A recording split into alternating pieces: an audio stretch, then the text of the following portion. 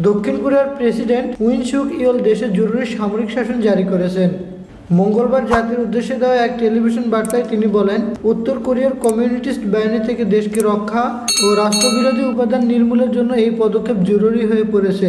অবস্থা পর্যবেক্ষণে দেশব্যাপী সামরিক বাহিনী মোতায়েন এবং আইন শৃঙ্খলা রক্ষায় বিশেষ পদক্ষেপ নেওয়া হতে পারে বলে জানিয়েছেন প্রেসিডেন্ট।